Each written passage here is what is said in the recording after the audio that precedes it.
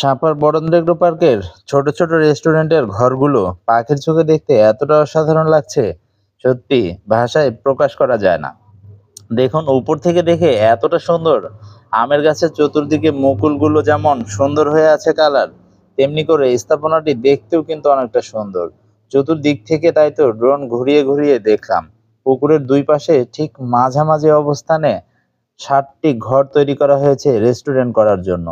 হয়তো অতি দ্রুতই এই রেস্টুরেন্টগুলো চালু করা হবে। তবে এখানে এসেও কিন্তু আপনারা পিকনিক করতে পারেন তাদের অনুমতি নিয়ে। সুন্দর লাইটিং এর ব্যবস্থা রয়েছে এবং ঘরগুলো বেশ সুন্দর। দুই পাশে ২টি পুকুর রয়েছে, পাশেই সাপাড়ে মেইন রোড। দেখতে এতটা সুন্দর লাগে, সত্যি অসাধারণ এই জায়গাটি।